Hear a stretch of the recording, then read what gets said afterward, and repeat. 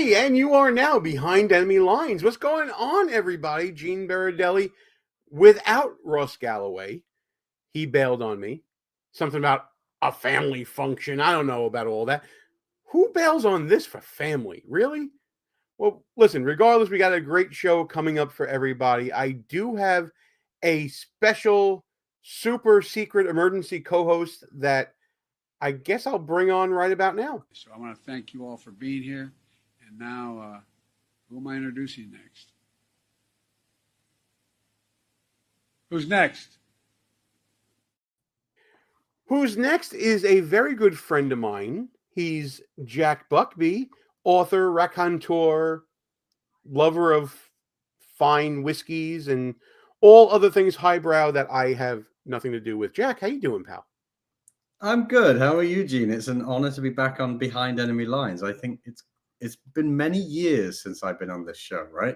It's been a minute, hasn't it? I think the last time I was on here, I was an entirely different human being. I think you might have been. Clearly, the hair was closer cropped. The jacket was velvet. Yeah. And, it was before you were here in America and married and having a kid. I mean, literally a whole new person. I'm glad you're here with us.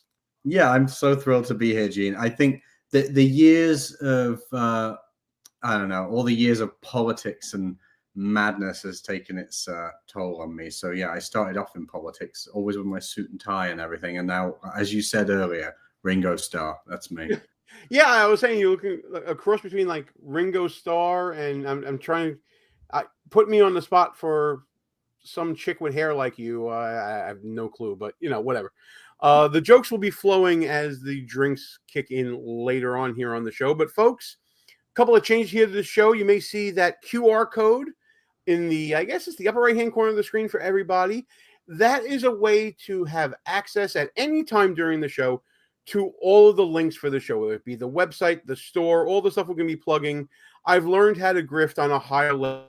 Thanks, StreamYard, for giving us that tool.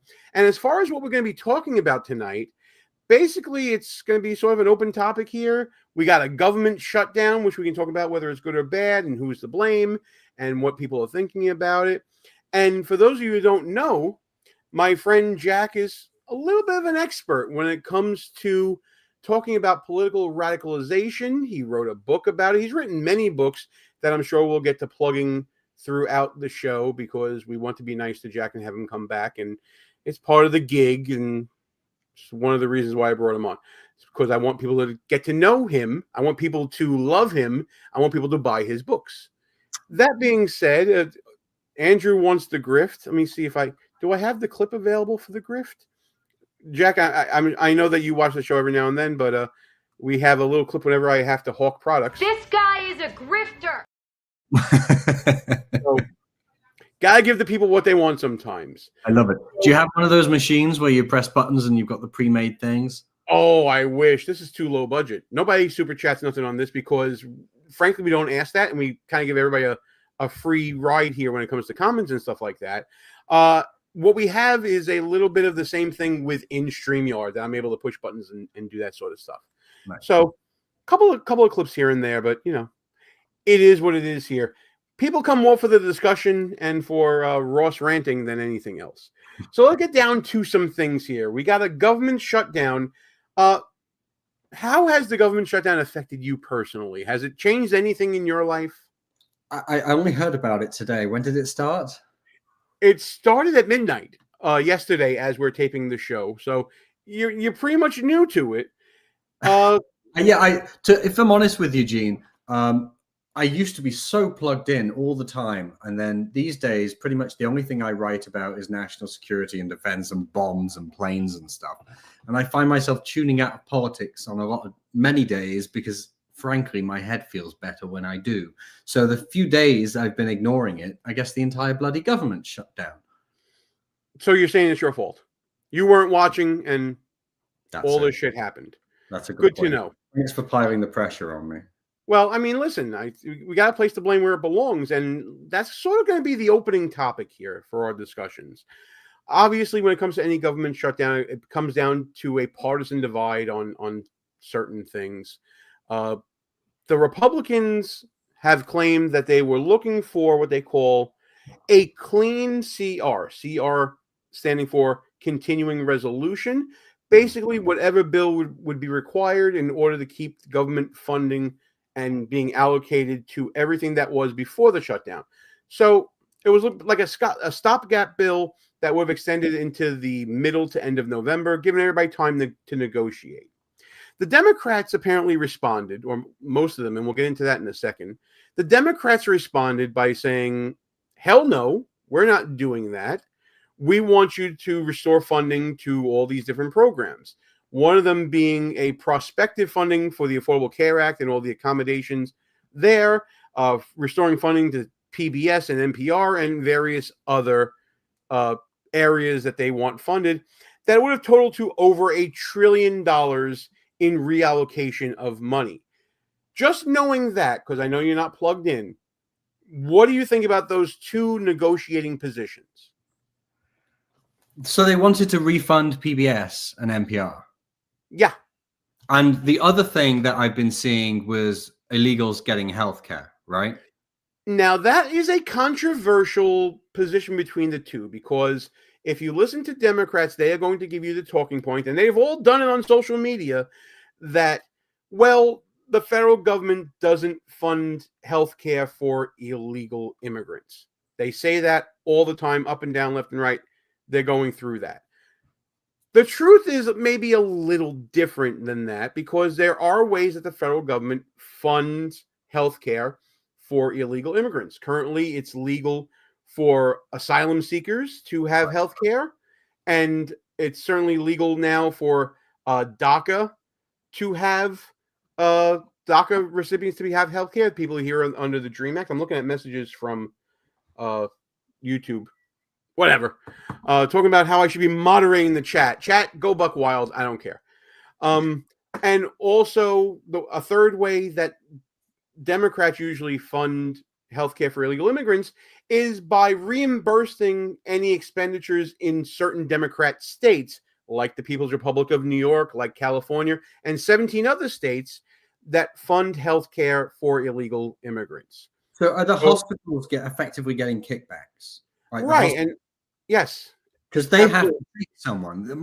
So let me say for the viewers here, I hope they know I'm not a rooty-tooty, gun-toting, Bible-thumping Republican. I'm probably going to be a socialist in some of the viewers' eyes. So what I will say is I'm still learning about the American health system. And my understanding is you cannot turn people away. And so if you cannot turn people away, that means illegals turning up in a hospital are going to be treated. So if the hospitals are effectively being paid by the government to cover costs like that, then is that not them paying for illegals to have healthcare? It sounds like a sound argument to me. Here's a comment from one of our coffee grinders says, when asked directly, keyword directly, if the medical care for illegals, Maxine Waters, our favorite member of Congress, stated, quote, medical care for all people. All people. And I'm sure she said that in a very shrill manner, as she always does. I'm not here to judge the Democrats based upon the worst of them, because, my God, what a selection you would have. But it seems to me that they're trying every which way to push blame onto Republicans, when the reality of the situation legislatively is that in order to pass a continuing resolution, and I'm sure many people, those of you out there, you guys already know this because we have a very smart chat, the Senate requires 60 votes to pass a continuing resolution. Republicans hold 53 seats. So they have a simple majority, but not enough to meet this 60 vote threshold. That means you have to have Democrats come on board. Democrats haven't wavered from asking for over $1 trillion of funding. Forgive me for being a little skeptical if I'm going to have someone hold a fiscal weapon to my head and say, do this or we're shutting down the government. I think calling that bluff was the right thing. It seems that every year or maybe even more than once a year. This happens all the time. And every time it's what deal will we make and who's ultimately going to be responsible when the government shuts down. But okay, I'm sure a case could be made that by shutting down the government, it's going to hurt some people. And my understanding is that there are government workers who will no longer be able to work while it's shut down, who are not necessarily promised back pay. So that's really unfortunate and not great. But at the end of the day, in times such as now, one could argue that this is effectively de facto ransom. You're being held to ransom by ideologues. And at the end of the day, too, Donald Trump was elected in a fairly significant majority. The Republicans have control of the House. It is no surprise to me that we have found ourselves in a situation where we cannot agree on simple things like getting a continuing resolution through and just funding the government so we can get through to the next stage and talk about the next argument. We can't even get there. I mean, yes, someone eventually is going to have to call the other side's bluff. It's going to happen. It was either going to be the Democrats or the Republicans sooner or later. So I'm not surprised by it. And maybe it has to be done.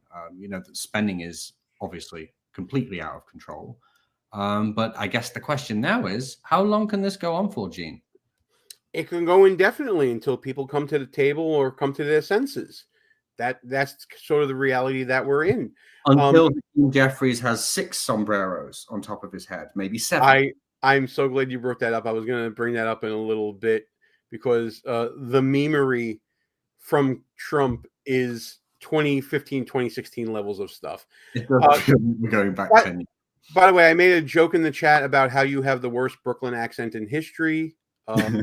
Andrew said Brooklyn. I thought it was Asian. Obviously, we're dealing with, forgive the derogatory term, we're dealing with a limey, a man who puts S's in places of Z's where they should be.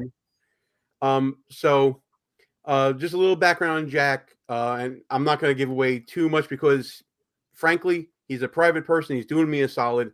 We're not going to talk about anything. We have a lot of history together. Let's put it that way.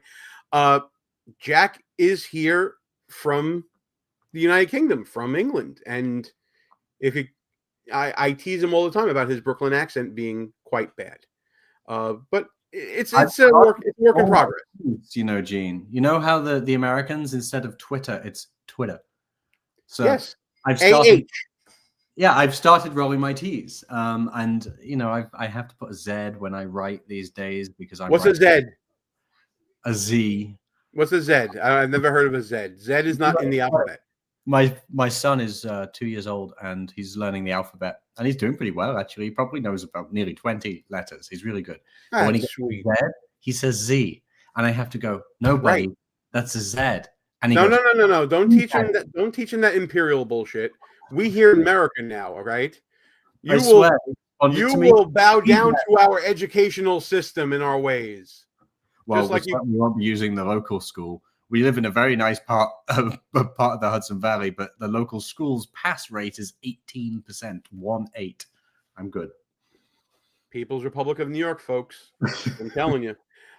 Andrew also had another question I wanted to get back to in the chat because I said we don't judge Democrats by their worst. So if we judge Democrats on the worst of them, who exactly would be the worst of them? I think it changes from week to week. For me, if I feel like Jasmine Crockett is a strong front runner. Yeah, I would say Crockett's a good one. I mean, it depends on what your metrics are. Like, how are we determining this? Because if we are talking about someone who is just deliberately callous, rude, unpleasant, not really committed to one thing or the other, it's a bad thing to be an ideologue, I think. But then you have the likes of Maxine Waters, who you can't even call her an ideologue because I think she's just a hateful person. Don't you need an idea to be an ideologue? That's the point. I think the only thing that defines someone like Waters is just her visceral hatred for Donald Trump and anyone who disagrees with her. I feel like she's in politics because she has a personal vendetta against someone, but it doesn't feel like she's actually in politics for politics. But then the other contenders, you may have AOC, and AOC is at best, I would say, an actress. I don't really believe. I believe that she believes what she says, but I don't believe they are original thoughts. Because we know how she came into politics, and it's very well it's quite possible that she came into politics as this actress controlled by this group that paid for her to, go through all the process, and maybe she's become a more well-rounded person since then. But I don't think she has. I'm not entirely convinced that anything she's saying is organic, natural, or a deeply held belief. So it's really hard to say who's the worst, because by what metric are we going? Like, some of them are terrible, but then again, there's some pretty awful Republicans too. Oh, listen, I you know me from the book and from our years of talking. I'm not a rah guy on the Republican side, or even with what people want to consider themselves conservative and all that. I think, and basically was the premise of the book, which go to the QR code and check out the book, guys. You know it. Yeah. I got, now I got to show it because I'm doing it again. Snooks, Crooks, Liars, and Scoundrels, a field guide to identifying political buffoons, available on Amazon and at Barnes & Noble and other fine bookstores where they sell quality literature. It's right next to the Buckby section. Berardelli and Buckby, they're really close together on the bookshelf there. But yeah, I mean, it really depends on what metric you're looking at. It also depends on what topic you're talking about as well. If you want to talk about a terrible person, some people might say Tim Walz because of his rhetoric. If you're talking about just dumb people, Hank Johnson wanted to make sure that Guam didn't capsize. It depends on what you're really looking at here. But yeah, and listen, our side has its kooks and crazies as well, and that's certainly on display.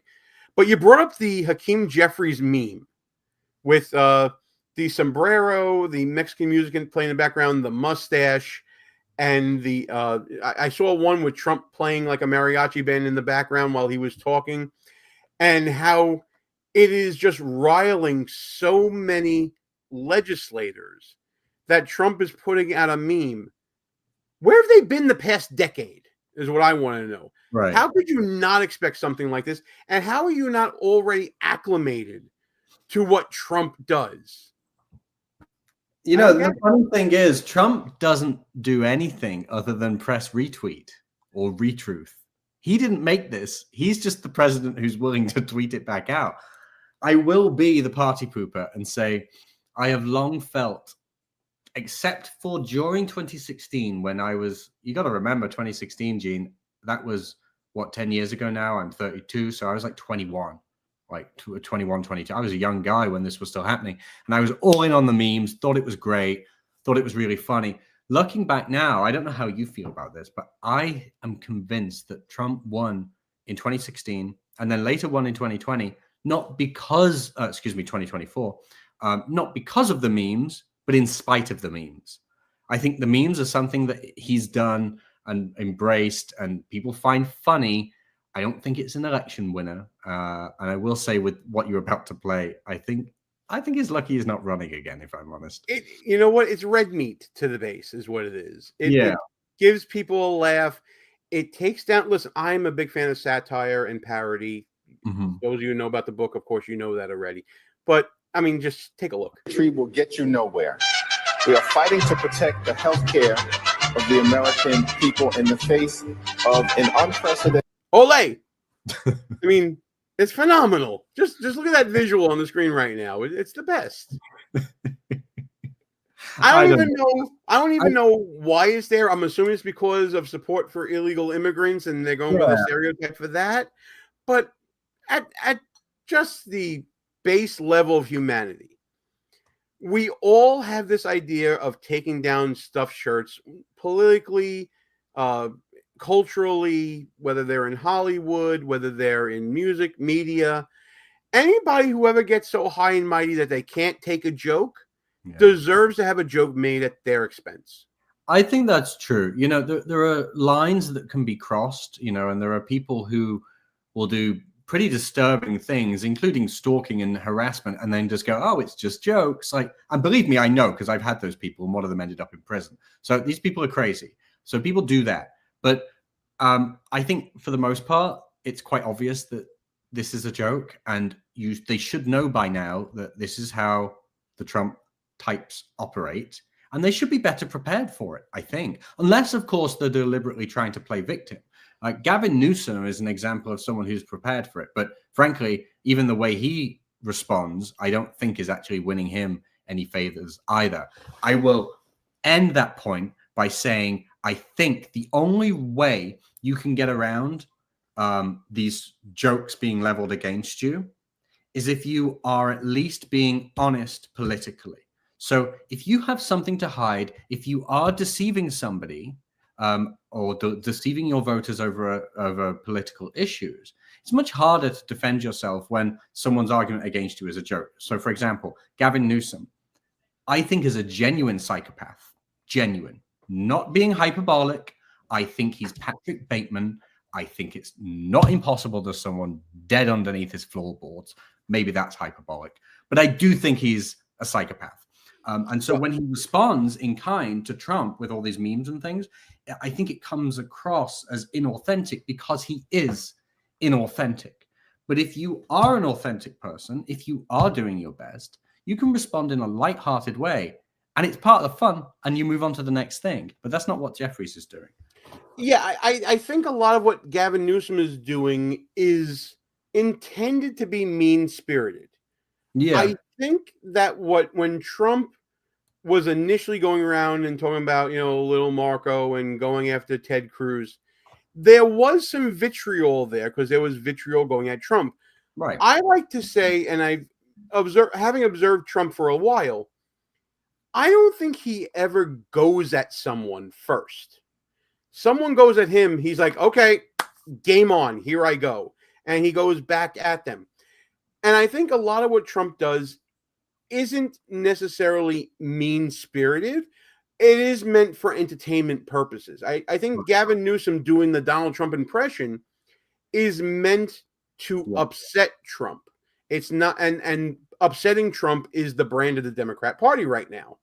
So that's what he's doing. He's giving the red meat to his side. Trump's giving the red meat to their side. The difference being, and maybe this will lead into a good discussion for the second half of the show, is that Gavin Newsom would be fomenting bad feelings. Trump's trying to engender good feelings on his side. And maybe that's what it is. I think he's giving his base the bad vibes, and they're cheering on the bad. Meanwhile, people going around saying, I'd rather be happy than angry when it comes to whatever Trump posts, and that's what Trump is representing to them. So, I mean, that's something that maybe be part of our discussion later on here on the show. But let's just bring the focus back for a second, back to the shutdown. You mentioned that you don't know how long this is going to go for. It may go for a while. How much, and this is sort of bringing together your expertise in observing political radicalization, how significant is the political divide that we're seeing culturally, especially since the Charlie Kirk assassination and all that, led to the so-called adults in the room digging in their heels even more so than normal? And the reason why I ask this is because prior to this shutdown here, the Democrats had voted for 14 of, this is now the 15th CR in recent memory. The last 13 of them before the most immediate one were what they call clean CRs, where nothing changed and they just extended time to continue negotiating. The last one that happened earlier, which was called like the Schumer shutdown, that was kind of blaming Schumer, was that Trump did get some concessions on cutting some spending, and now Democrats are saying no more clean CRs, and they're digging in on that position. Mm-hmm. How much has the really fractious divide that we've seen since the murder and assassination of Charlie Kirk emboldened Democrats to dig in deeper, do you think? Well, don't you think that this strikes you more as political point scoring more than it is actually trying to achieve something for your voters, for your constituents? And I feel like we've seen that so no more clean resolution, continuing resolutions, they say. Well, why not? Why not? Because you want a political point score. You want to maybe hurt the opposing team by shutting down the government and then blaming it on them. I mean, that I think it's pretty clear what's happening there. If you're not willing to put forward a clean continuing resolution, it's pretty clear that you are being deliberately partisan. But with regards to the Charlie Kirk thing, boy, let me tell you, am I worried. Can I tell you a story, Gene? I mean, should I get my pillow and my blankie, or You can if you want. I do tend to waffle on for a while. no, we're not going to. I want to answer my question in a story because, as you know, I'm not the kind of person who only has political friends. A lot of people I know are not like that, but I know plenty of people who are. So I make that point. And so Martina, my wife, and I, we have many friends from the liberal arts world, being that's where she came from. And we've tried to keep in touch with those liberal friends of ours over the years. And indeed we have for the last 10 years. And that is despite the many long traumatic things that have happened to us that I will not go into on this show. I will only say false tips to the FBI that got me banned from America. How about that? So we've had a lot of vitriol directed against us by really progressive people. But in all the time since these things have happened, we've never held hatred in our hearts towards our friends who happen to be liberal. One, because my wife and I lean liberal on some issues. And two, because what kind of maniac psycho do you have to be to push people out of your life just because they hold a slightly different opinion than you? At the end of the day, a lot of people have the same goals in mind. They have the same good intentions at heart, but they disagree on how things should be implemented. So the reason I tell you that is we have a friend who is in the photography world, and he is very, very progressive. And in response to Charlie's murder, Martina and I did not draw any red lines. We didn't assume that our liberal friends were guilty of getting him killed. We just were traumatized by it and, spent many days mourning and sad over what happened. And then we get a call from this friend or a text where he draws the line in the sand as if one of our guys went out and shot one of his. And we were stunned by it, completely taken aback. And it was at that point where we looked at each other and we decided, you know what? We have some red lines to draw now too. And I have gone through so much without drawing those red lines, and I'm finally at that stage where I'm doing it. Anybody in my life whose response to the political assassination of Charlie Kirk was to mock it, to deride him, to minimize the impact that this can have on our society, and to find excuses for why they shouldn't be mourning. I'm sorry, but you're sick in the head. There's something wrong with you. And at this stage, I'm done even trying. I have drawn red lines, and it took a lot. And I think a lot of other people are feeling the same way. So I'm quite fearful of what's going to happen, Gene, because people will only take so much of this madness, and we have seen God knows how many hundreds of videos just on Twitter alone of people literally celebrating this man's death. That's not a good sign. Yeah, it certainly isn't a good sign. And listen, I'm willing to give that both sides have their kooks, cranks, and crazies, right? And we see a lot of that. But in the upper echelons of government, do you feel like what you're seeing now playing out with this government shutdown has been fueled by the further divide within the rank and file, and are making people like Hakeem Jeffries and Chuck Schumer dig in their heels further without any rationalization or justification that a person of good faith would use when it comes to dealing with negotiations? Is the tail wagging the dog, or are they really in charge? No, I think it's the tail wagging the dog.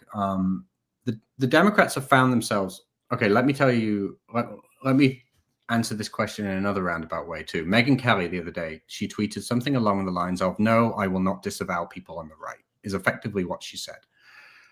And my response to that is actually, well, no, that's not a good position to hold. I mean, I'm not saying you have to disavow somebody. When there are people on your side, I use that term loosely politically, who you think are heading in a dangerous direction, I'm not saying you should just lambast them and insult them and attack them and all that.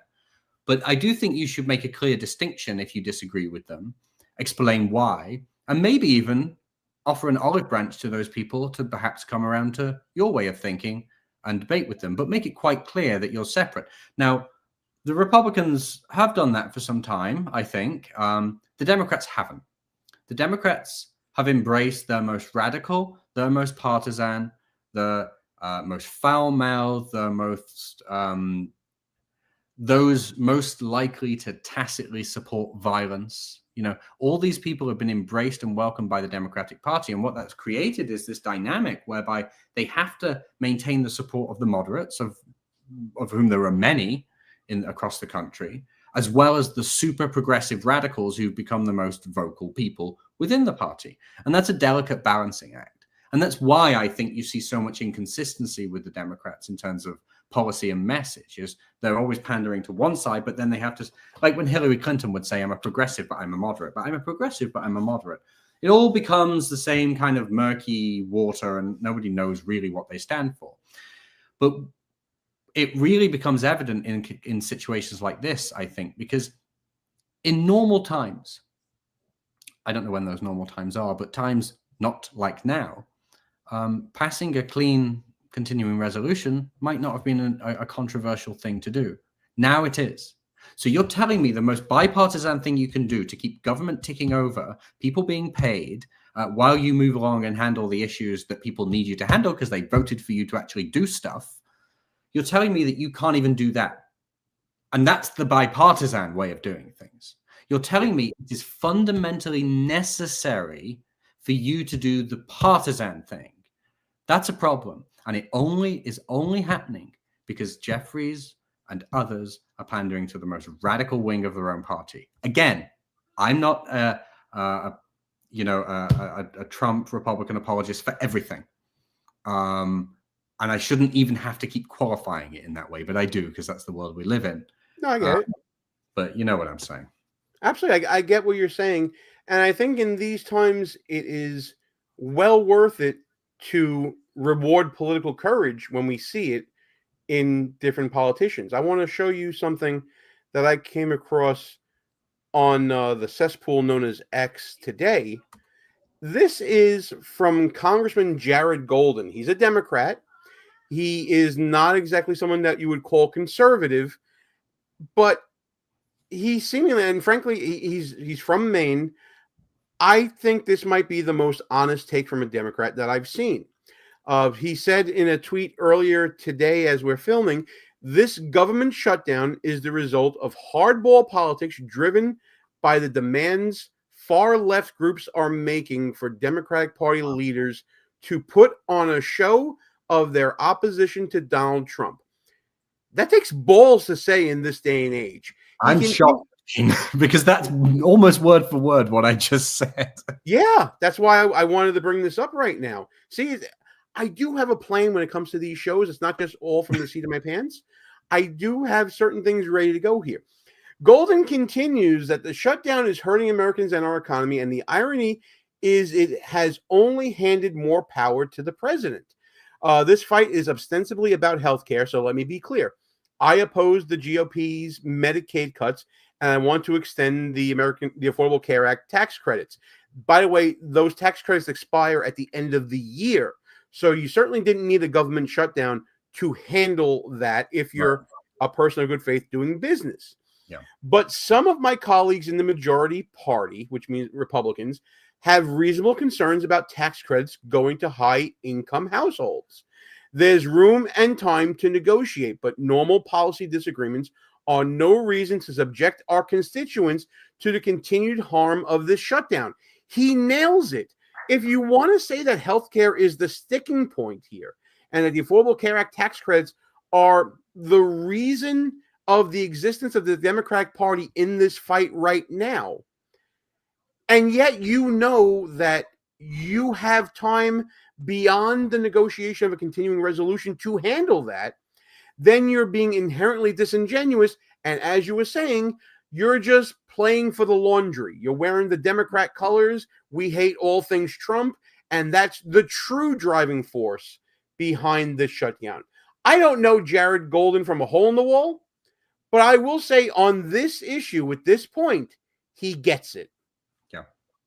You know, I'm very, very pleased to have read that because, like I said earlier, moderate Democrats, of whom there are many. I think that's absolutely true. There's a study I always point people to because I think it's so fantastic, and I think I do it in pretty much every interview I do, which is not many these days. There's a study called of course I forget. It's the perception gap. That's it. Let's say no pressure here. No pressure. No You know, pressure. I always. What's the name? What's the name? What's the name? I've done this on live TV before now, but so somehow when you're on live TV, your mouth just keeps talking while your brain is going. Ah. So, but anyway, I remembered. It's called the perception gap, and this study I believe is ongoing. People can go on the website, they can explain what their political position is, and then they answer some questions. What they found is that American Republicans and American Democrats cannot accurately describe the views of the people with whom they disagree. They simply can't. It's roughly the same. Democrats are a bit worse than Republicans at it. And then it gets really interesting when you start breaking it down by degrees. So for every degree that a Democrat earns in higher education, the perception gap widens, meaning they're less capable of describing the views of the people with whom they disagree. So I think there's a problem here in that because the most progressive and the most conservative are the most vocal, people think that the country is made up of this, it's literally divided down the middle. It's not really what's happening. You probably have about 20% on one end and 20% on the other, and they're fighting with each other. Meanwhile, you've got the 60% in the middle who largely agree on things, even on things like abortion. Actually, if you look at the data, for the most part, people largely agree. And like I was saying earlier, I think what we're seeing with Jeffries and with Democrats now is they're pandering to the most vocal minority within their party because it's a powerful vocal minority. But I will say another thing. I don't think it's just that. I think this is the Democrats scrambling for political leadership and individuals, high-profile individuals, testing the waters to see which of them can stand up to Trump without actually having to run against him next time, looking like the tough guy and becoming the de facto leader of the party until the primaries start. I think that's what's happening. And there's certainly room for jockeying between all the prospective candidates, whether you're talking about Newsom, Buttigieg, Tim Walz, whoever else might be there, Kamala Harris, God forbid. Want to bring up a couple of points from the chat from our friend Coffee Grinder here. Gene, did you see that mess with Alan Dershowitz? He announced he will be leaving the Democratic Party and voting Republican across the board in 2026. Those of you who don't know, Alan Dershowitz is sort of a legal hero of mine. He's a brilliant legal mind, Harvard professor. This is shocking to me because he's always leaned liberal. In my head, there's always a distinction between Democrat, liberal, and leftist. I think Democrat is closest to the center. You have liberals who used to be the quote-unquote far left back in the day, and now you have leftists who are trying to co-opt the other two that I just mentioned. He goes on to say he told Schumer he would do what he could to make sure he never became the Senate leader again. By the way, AOC might have some word in that because the word is she might be running for Senate here in the People's Republic of New York. And Schumer, according to the New York Post, is shitting a brick. And nor Warren be the chair of any committee ever again. So as an Italian, I'd love to see vendetta, especially within the Democrat Party like that. I did not know that. Thanks for bringing it up, TCG. You are the man as always. So we're kind of at about halftime here on the show, which is normally when I do the grift for everybody. And I'm going to say, hey, guys, thanks for hanging out with us here. I'm Gene. That's Jack. We are Behind Enemy Lines today. And please check out all the links in that QR code you see in the top right-hand corner of your screen. You can also check us out at buffoonoftheweek.com, which, by the way, is under construction, so don't go there just yet. You can get the book at book.buffoonoftheweek.com. We also have our merch store featuring our brand new-ish Cuomo for Prison t-shirt, and that's at shop.buffoonoftheweek.com. Yes, I like to antagonize and poke the bear, as you know, my friend. Of course. I live in... Are we breaking here? No. Okay. Right, we're good. I live north of the city now. I'm in the Hudson Valley, and a few doors down. Where I live is kind of like half local, local people who are typically Republican leaning, and then the other half are, you know, transplants from the city. My wife is city, but she's actually from the Hudson Valley, so we consider ourselves locals, even though I sound quite foreign. Anyway, so that means that my street, my town, is just like Republican, Democrat, the whole way down. And a few doors down, there's a place that has a sign that says Trump is not my president. There's a Ukraine flag. There's a Zoran Mamdani thing in the front. And then now we have all the millions of candidates that are running for the local elections as the Democrats. Or bloody Nora. Like, imagine loving this Mamdani guy so much that you even have it in your house up in the Hudson Valley. I'm assuming they're probably... And you can't even vote for him. I'm assuming what might be happening, Gene, is they're wealthy enough to have the house here and the place in the city, because I never see the lights on. Oh, I didn't realize you were living so ritzy up there in the upper yonders. But hoity-toity, highfalutin neighborhood you're in. Have you know? We're in a fancy neighborhood. It's where all the rich New Yorkers came. You know, when we bought this house, we bought it from some rich New York City guy who bought it in the peak of COVID, and then was shocked when he had to sell it to us at a loss. I need to break in for this because Coffee Grinder likes to needle. This is for Ross, free George Santos. I just said nice things about you, TCG. Now I say fuck you. All right. And this sort of goes to but it's actually a good segue to what we were talking about earlier. I wanted to bring it up, and I'm going to thank him for actually putting that out there. You talked about how the sort of center doesn't really police their own when it comes to the fringes on each side of the party. He said he'll take that middle finger. I was like, okay, you take it then. I think we've seen in past history, and bringing up George Santos as a prime example, the Republican Party, at least in the House, policed their own and kicked out one of their own. Right. Why hasn't the same thing been done with Rashida Tlaib and other radicals in Al Green, who had to be expelled from the State of the Union, and others that are on the far left there that don't follow the rules? Democrats seem to close ranks around their crazies, but Republicans deal with their crazies almost to their detriment, with George Santos being the example. Yeah. Is there anything inherent, based upon your research on political radicalization, which, by the way, I want you to give your credentials on in this answer and talk about how you, not necessarily your personal experience, but the research you've done into just political radicalization in general.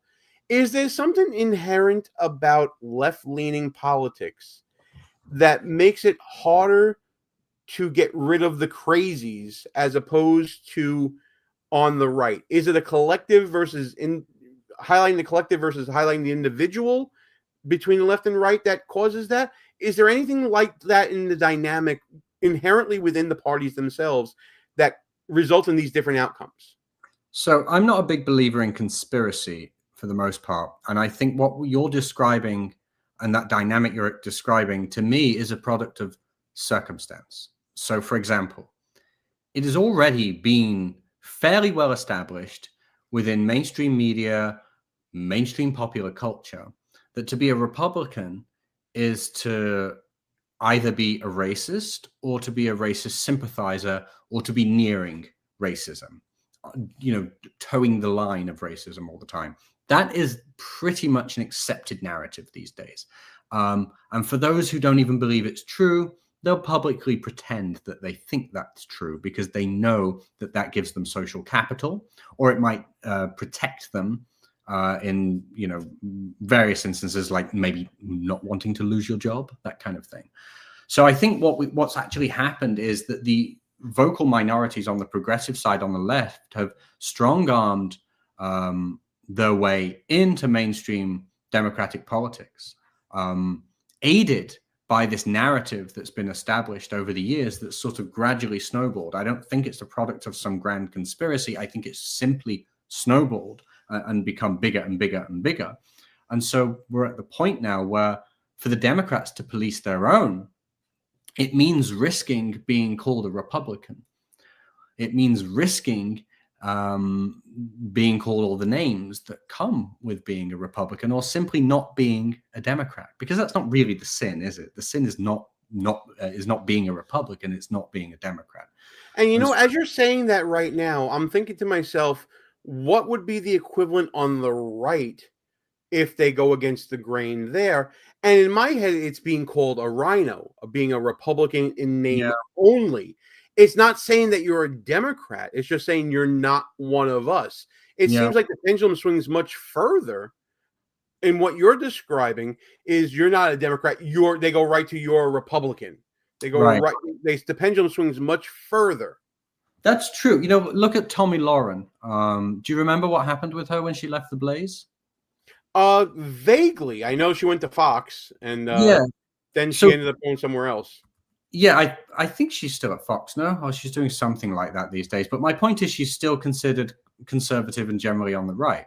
But she actually was ousted from the Blaze some time ago because of her position on abortion, which is much closer to my position on abortion, which is I believe that there's a period where it should be cut off.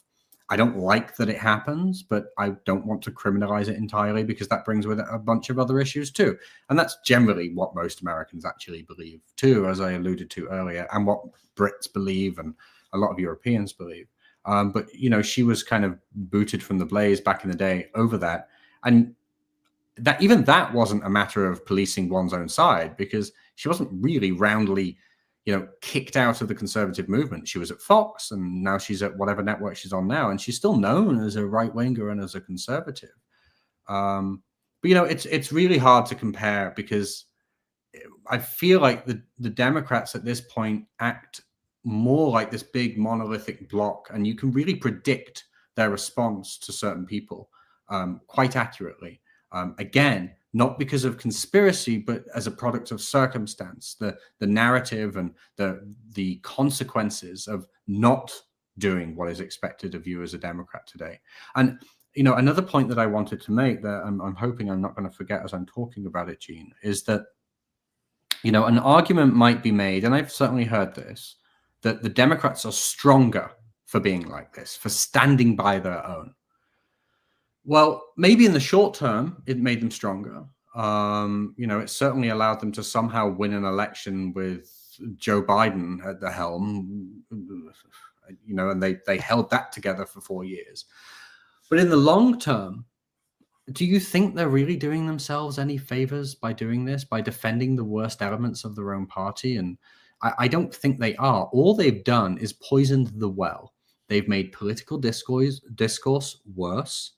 They've made it difficult to even communicate honestly with people with whom you might disagree and to have honest discussions. And now we find ourselves in a position where instead of the Democrats being unified and gaining all this power and winning over the country and governing with a massive majority and landslide victories, that's not what happened.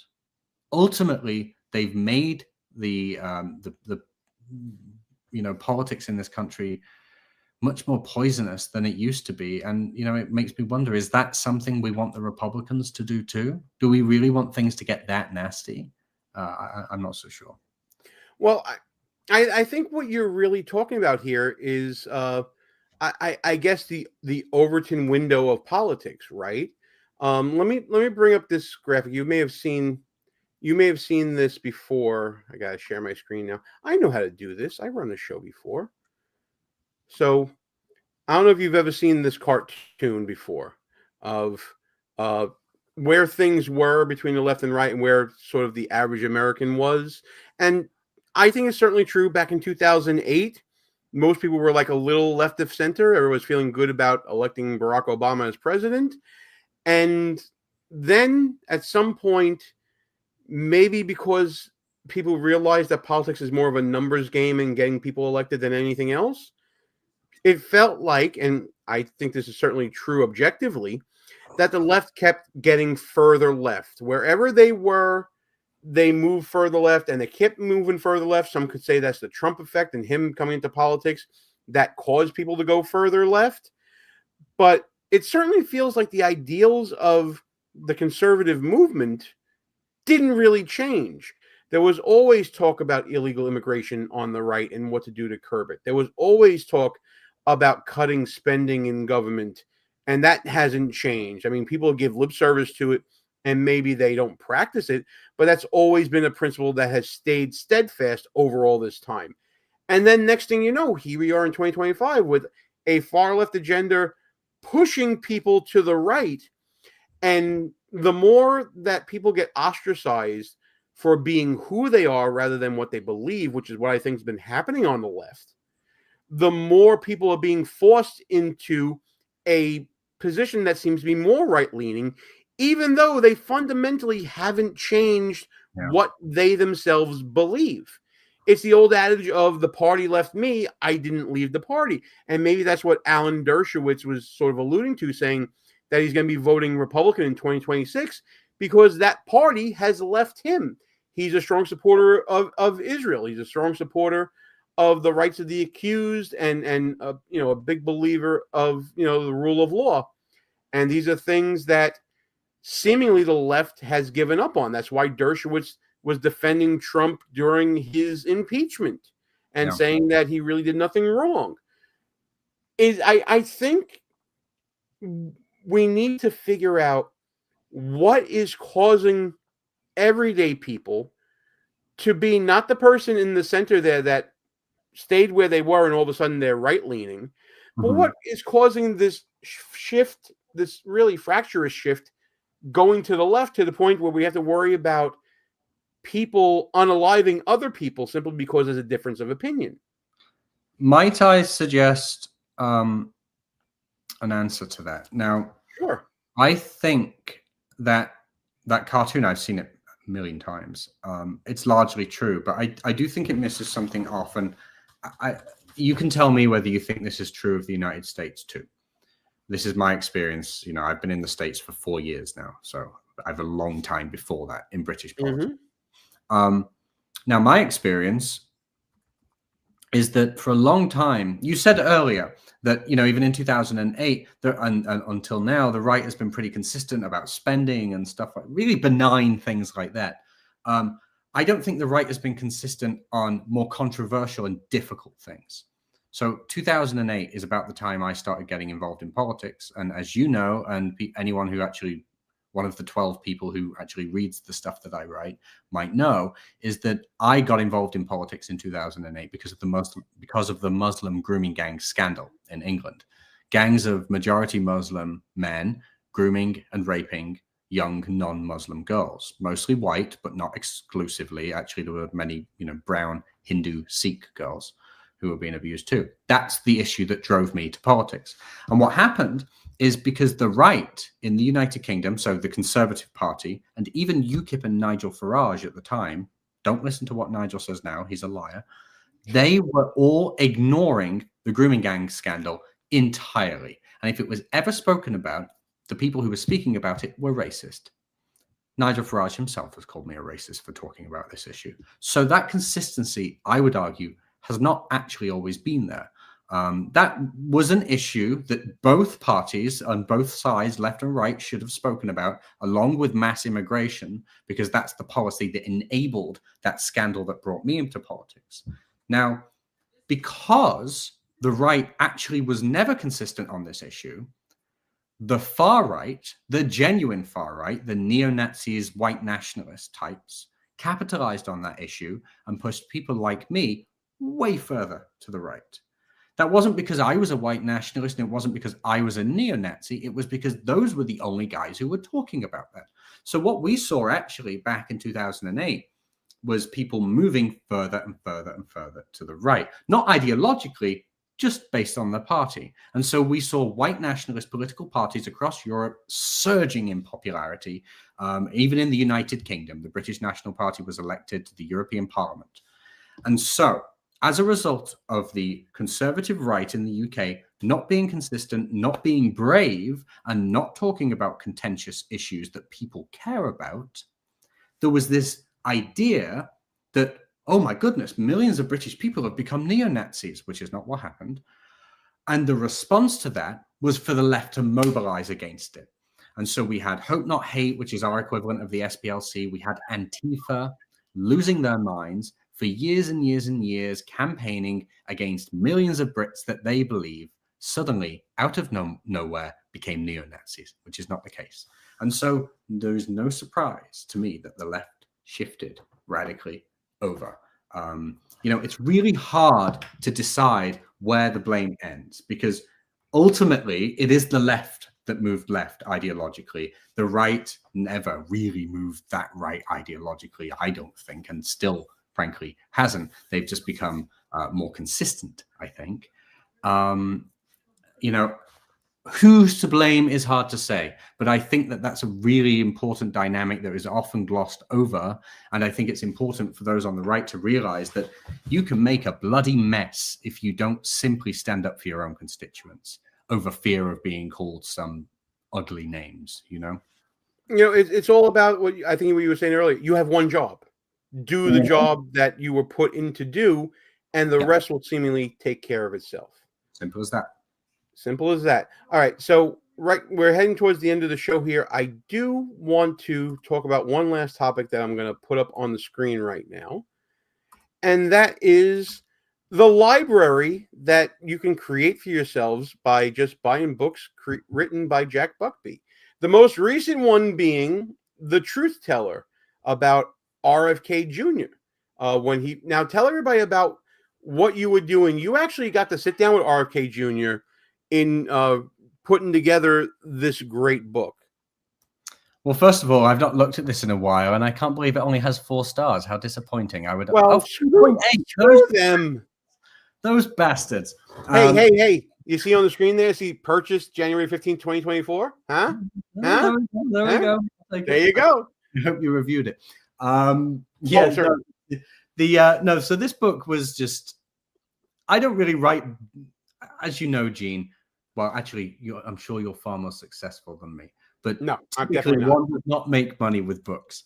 And I was up one night and I was really, feeling quite positive about Kennedy. And I realized, I'm just going to write the book. Whether it gets published or not, I don't know, but I'm going to write it. And I did. And it took me 6 weeks. I went to a hotel and I wrote this thing in 6 weeks. And the publisher took it and we published it. And I did get to briefly meet Kennedy. Unfortunately, not actually for that long. I just met him at some of the donor events and so on. He was appreciative of the book. But this was a book I wrote simply making the case for Kennedy at a time when he was actually a Democrat. When I was writing this, he was still running as a Democrat. By the time it was published, he was no longer running as a Democrat, and I had to do a week's worth of frantic edits to fix the book. But, I just felt so good about him. And I will say, I think it's the best thing about the Trump administration for me is having him in, the health department, because let me tell you, I love America. I love this country so, so much. In fact, I even love the food of this country. I prefer of course you do. I mean, you're coming from a country that, let's just say you're not known for flavor. Just saying. Oh, sorry, hang on. I cut you off there. Start again. Which I think would be an unfair assessment. When you come to the UK one day, Gene, I will show you. When salt is the primary seasoning that you have in your country, you're kind of bland. Just saying. Have you tried English mustard, Gene? That stuff will blow your socks off. Honestly, you've got some things to learn, my friend. But I will say, American food is a lot of fun, but the stuff that's in it is not. And especially having a kid now, oh my goodness, am I thankful to see. The Republican Party has gone from the days of Sarah Palin, God bless her, I love Sarah Palin, don't agree with her on a ton, but I love her to bits.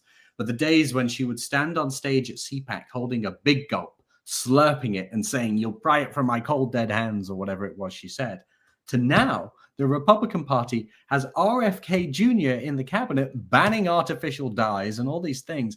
Thank God, because I feel like there was a time when Republicans might have been up in arms about that, saying, listen, it's my, we live in a free country. Freedom means you can do whatever the hell you like. And if I want to drink blue dye until I die, I'm going to do it.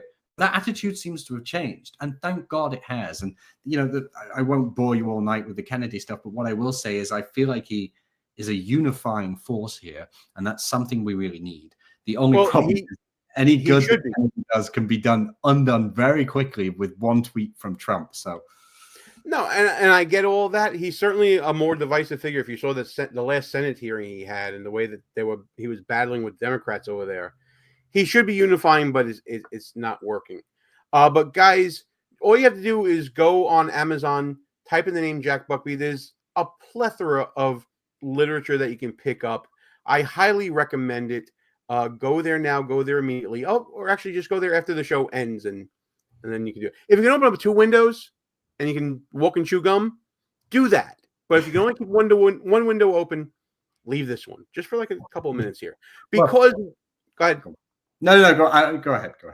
Okay, so I was just going to let everybody know that we are at the end of the show here, and it's time for a segment we call Final Thoughts. This is something that you and I, Jack, we can just talk about whatever's on our mind.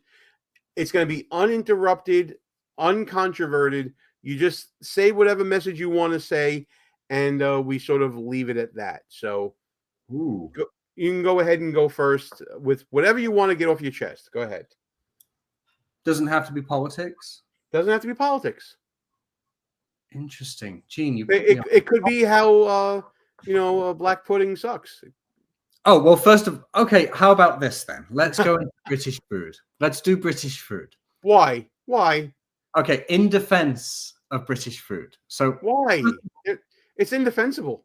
Let me ask you, what is your problem with British food? What do you find the most offensive? I honestly don't have a problem with British food. I mean, listen, I've had cardboard before. It's great. What are you doing eating cardboard, Gene? No, I mean, listen, it was a rough time back in the 90s. No, but what I would say is there's certainly a lot of things that are very good. But what I'm saying is there, aside from when you've lived in America for so long, and you have an Italian-American mother who's gotten recipes passed down from generation to generation, and you truly experience the breadth and width of not only your own ancestral cooking from Italy, but exposed to different cultural offerings from all throughout the world right here in America. To then look at something like black pudding, understand what it is, and say, oh yeah, this is phenomenal, you need to try it. Yeah, that's not my bag, baby. To take a quote from another famous British figure. I will say, having come here and been living in New York for 4 years now, I've actually had more of an experience of Italians than I did in the UK. You don't really meet that many Italians in the UK, because why would Italians come to England? I mean, exactly. It's the food. That's why they don't go there. We have stunning, beautiful buildings and stunning streets and great history. And in fact, a lot of shared history. Remember, Gene, you guys invaded us. Well, listen, I'm just going to say the best. Let me say this. I'm going to give a compliment. The best thing to ever come out of the UK is the limited miniseries Sharp with Sean Bean. I am obsessed. I am obsessed with Sharp.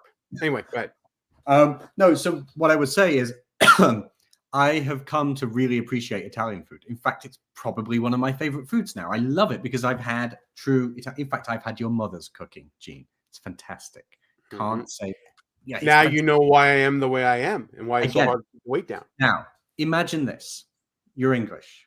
The winters are harsh. They're not harsh like here with turns of snow, but in terms of the wind and the rain and the gray and the streets. The days are short in the winter. It's dark by 3 p.m.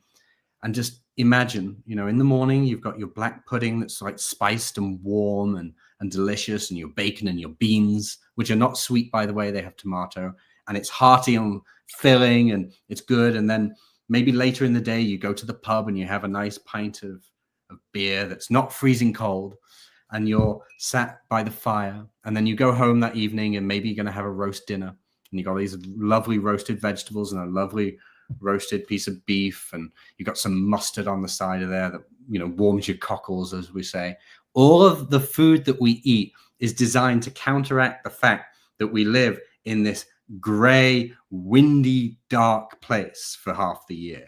And it just makes you feel good inside. And it's cozy, it's family, it's good stuff. And you've got to eat it to know it, to understand it. I will defend it forever. And next time I see you, Gene, I'm bringing some of my wife's pork pies, and I will force feed them to you. Those are good. She does. I had that at your birthday party. Those are fantastic. But the one thing I was thinking about as you were waxing poetically about your homeland was A, why has he got me picturing a Charles Dickens novel? And Because that's B, how we live. and B, that's the best you can do? You're telling me that you couldn't have put cheese on dough and put that into an oven and just enjoy. Never mind.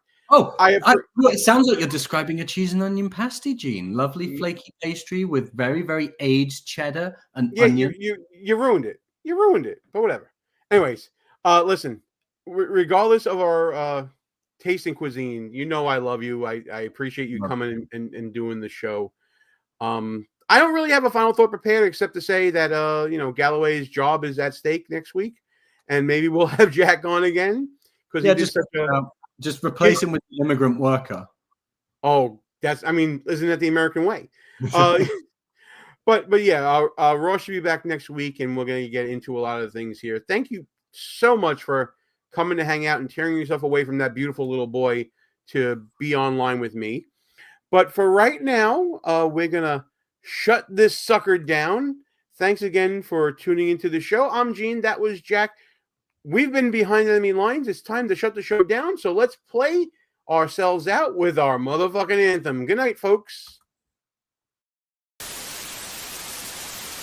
We're not allowed, not without electoral. Go fuck yourself. Is that clear?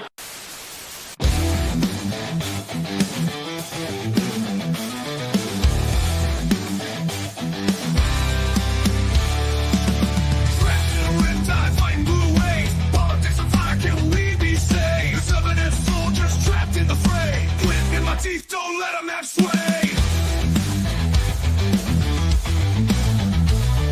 Conservative battalions walking them out, marching through the streets while the buffoons all shout. Move in the shadows, flag on my chest, repping my clan, putting faith to the test. Cause love plays lose behind enemy lines, fighting for the truth, feels like wartime. Don't back down, keep it rugged and raw, cool in the chaos, but loud in the war.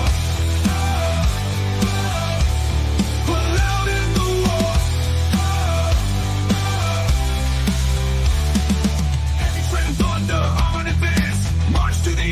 This is our chance. If I ever stand with a smirk and a gaze, holding down the fort in this Democrat cage.